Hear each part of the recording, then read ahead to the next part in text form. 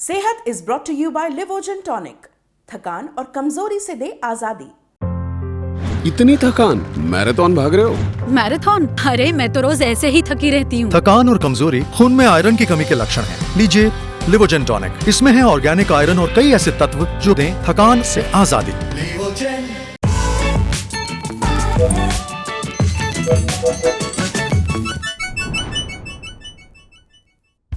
नमस्कार आदाब, मेरा नाम है सरवत। आप देख रहे हैं सेहत।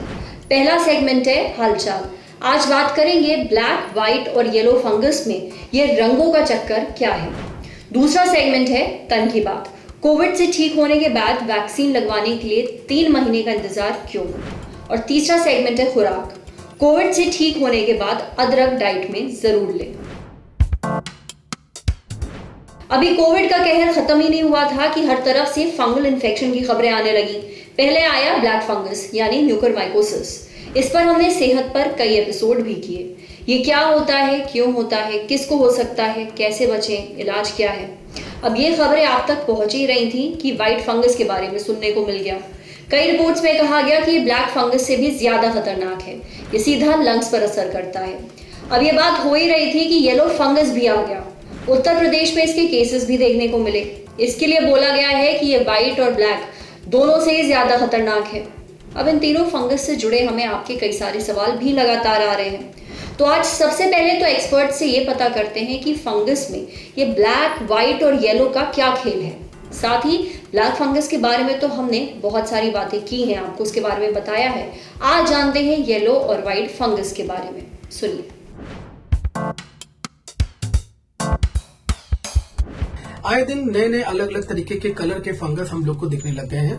इसमें सबसे इंपॉर्टेंट जो सबसे पहले ब्लैक फंगस आया था, जो कि म्यूकरमाइकोसिस से होता है। इसको हमने ब्लैक फंगस इसलिए बोला था क्योंकि जब भी ये फंगस हमारे स्किन को इन्वॉल्व कर रहा था या जबड़े को या आइस को या अंदर जब सेरेब्रल में जा रहा था, ये ब्लैक कलर का स्टार बना रहा था, नेक्रोसिस बना रहा था और लोगों को वहां से खून जैसा आने लगा था, जो कि जमने के बाद ब्लैक जैसा होने लगा था। इसलिए इसको बोला हमने ब्लैक। जबकि ये एक व्हाइट तरीके का फंगस होता है। यानी किसी भी फंगस को कलर के नाम पर निर्धारित करना ये गलत है। और जो हम लोग जो डॉक्टर जो बायोप्सी करते हैं या जो सैंपल में कल्चर निकालते हैं, जो फंगस आता है हमें उस फंगस को उसके नाम पे बोलना चाहिए। ऐसे ही एक और फंगस जिसको हम लोग कैंडाइडा बोलते हैं, जो कि दिखने में व्हाइट होता है और जो ये फंगस जब भी इम्यूनो कॉम्प्रोमाइज स्टेट होती है तब ये लंग्स में इन्वॉल्व करता है और लंग्स में एल्वुलर शैडोइंग करता है, व्हाइटनेस लाता है, जिसको हम लोग व्हाइट फंगस भी बोल सकते हैं। एक और नया अभी 2 दिन पहले हमने सुना येलो फंगस भी नया फंगस आ रहा है। जो ये येलो फंगस है, ये देखा गया गाजियाबाद में कि एक डॉक्टर ने कि जब उनको इन्फेक्शन एक बंदे को उसमें फंगल इन्फेक्शन और फंगल इन्फेक्शन से पस बहुत डिस्चार्ज हो रहा था, जो कि येलो कलर का था, तो उसको उन्होंने येलो फंगस का नाम दे दिया। यानी नाम के हिसाब से क्लासिफाई करना ये एक कोलोकियल क्लासिफिकेशन है। ये केवल हम लोग जो नेचुरल डेली लाइफ में यूज करते हैं वो क्लासिफिकेशन है। पर हमें जो नंबर, जो नाम के हिसाब से जो डिजीज है, जो फंगस है, जो उसका क्लासिफिकेशन है, उसके नाम पे हमें इन्फॉर्म करना चाहिए। जो सबसे 3 इंपॉर्टेंट फंगस है वो है म्यूकरमाइकोसिस, एस्परजिलस एंड कैंडाइडा, जो कि बड़ा कॉमन मिलते थे।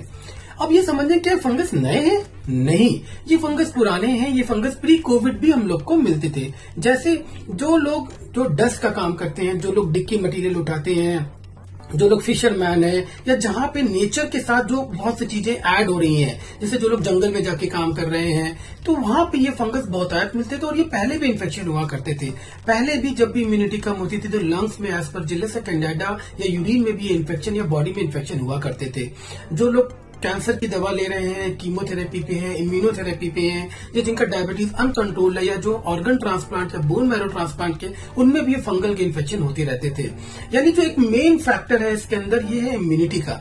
जब भी हमारी इम्यूनिटी कम होती है, एक्वायर्ड या नेचुरल, ये सब प्रॉब्लम हो सकती है। जैसे HIV है, HIV में भी बहुत फंगल इन्फेक्शन कॉमन होते थे।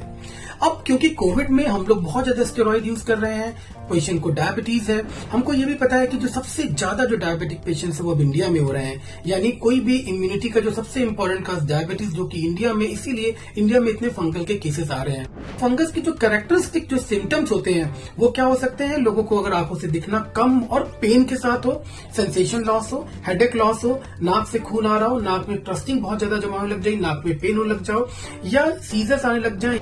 रंगों की बात हो गई, अब जानते हैं थोड़ा व्हाइट फंगस के बारे में। यह बीमारी को वाइट फंगस इसलिए कहा जाता है क्योंकि यह एक कैंडिडा नाम के फंगस की वजह से हो रही है, जो कि यूजुअली उसका कलर जब ये इन्फेक्ट करता है तो जो इसको आइडेंटिफाई करते हैं तो यूजुअली यह वाइट कलर इसका होता है, जिसकी वजह से आइडेंटिफाई होता है, तो इसलिए इसको वाइट फंगस कहा जाता है। यह फंगस आमतौर पर तो स्किन इन्फेक्शन करता है या फिर आपको म्यूकोकुटेनियस पार्ट्स पे इन्फेक्शन करता है, जैसे कि जेनाइटल या फिर ओरल कैविटी।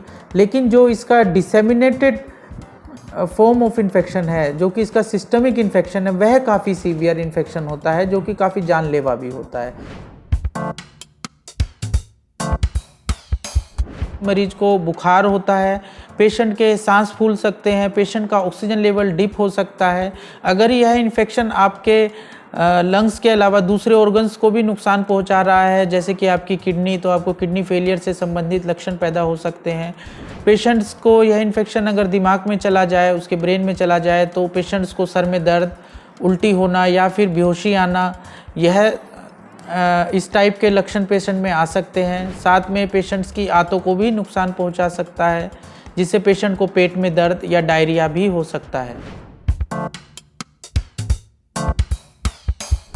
वाइट फंगस का जो इन्फेक्शन है, जो ज़्यादातर उन लोगों में होता है जिनकी इम्यूनिटी बहुत कम होती है, जो पेशेंट्स लंबे समय तक ऑक्सीजन थेरेपी पे रहे थे या फिर जिन पेशेंट्स को वेंटिलेटर पे रखना पड़ा हो या जिनके लंग्स बहुत सीवियरली अफेक्टेड रहे, इम्यूनोसप्रेसिव थेरेपी पे जो पेशेंट्स रहे हैं, उन पेशेंट्स में यह वाइट फंगस का सिस्टमिक इन्फेक्शन होने का ज़्यादा रिस्क है। उसके अलावा जो कैंसर पेशेंट्स हैं, HIV पेशेंट्स हैं, डायबिटिक पेशेंट्स हैं, उन पेशेंट्स में भी यह इन्फेक्शन हो सकता है और उन पेशेंट्स को होने का ज़्यादा रिस्क है। वाइट फंगस की बीमारी काफ़ी डेंजरस है अगर ये सिस्टेमिक फॉर्म में आपके शरीर में हो रही है।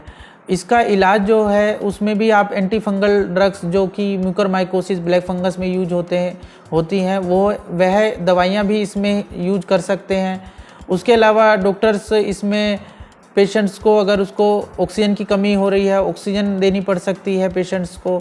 साथ में पेशेंट्स को IV fluids, supportive antibiotic secondary infections के लिए, या फिर पेशेंट्स को अगर किडनी फेलियर है तो उसको उसके हिसाब से भी पेशेंट्स को मैनेज करना पड़ सकता है।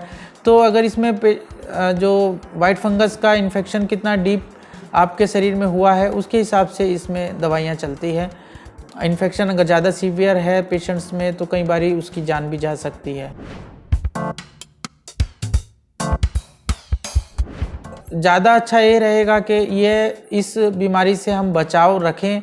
अगर इस बीमारी से बचना है तो हमें ध्यान रखना है कि हमें अपना शुगर लेवल कंट्रोल रखना है, स्टीरॉयड का अननेसेसरी यूज नहीं करना है, डॉक्टर की सलाह के बिना कोई मेडिकेशन नहीं लेनी है, हाइजीन का पूरा ध्यान रखें और साथ में साफ़ सुथरा खाना खाएं, साफ़ पानी पिएं, इम्यूनिटी अपनी ठीक रखें।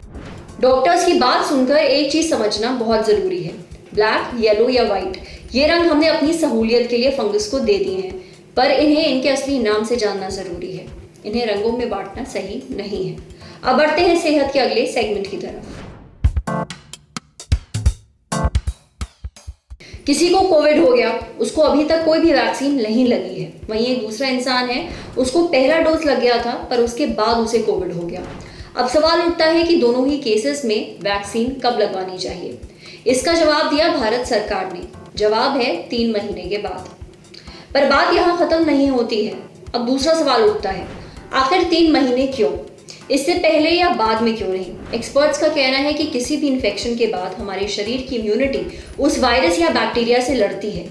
हराने के बाद उस वायरस या फिर बैक्टीरिया को इम्यूनिटी 6 से 8 हफ्तों तक शरीर में बरकरार रहती है। Leading vaccine expert doctor Gagandeep Kang ने बताया कि यूके में एक स्टडी हुई है। उससे मिले डेटा के अनुसार कोविड होने के बाद आपको उससे बचने के लिए 80% तक प्रोटेक्शन मिलता है। इन्फेक्शन से लड़ने के लिए आपके शरीर में बनी एंटीबॉडी 6 महीनों तक आपके शरीर में रहती है और दोबारा यही इन्फेक्शन होने से बचाती है। तो इस दौरान आप सेफ हैं। कुछ एक्सपर्ट्स का कहना है कि क्योंकि उस दौरान आपके शरीर में पहले से ही एंटीबॉडी मौजूद होती है, इसलिए वैक्सीन लेने का कोई खासा असर नहीं होता है। पर इस बात को साबित करने के लिए कोई भी प्रूफ मौजूद नहीं है। कुल मिलाकर सरकार ने 3 महीने का समय निर्धारित किया है।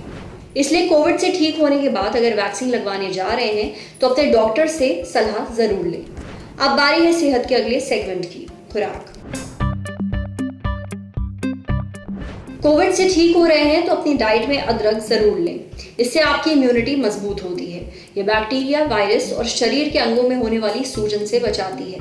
इन्फेक्शन से होने वाली बीमारियों के खिलाफ आपकी इम्यूनिटी बढ़ाती है। इसे आप काढ़ा, चाय और सब्जी में अपने स्वाद अनुसार डाल सकते हैं। आज सेहत में इतना ही। अगर आप एक डॉक्टर हैं और हमसे कुछ शेयर करना चाहते हैं तो जो ईमेल आईडी इस वक्त आपको अपनी स्क्रीन पर दिख रही है उस पर हमें एक मेल भेज दीजिए।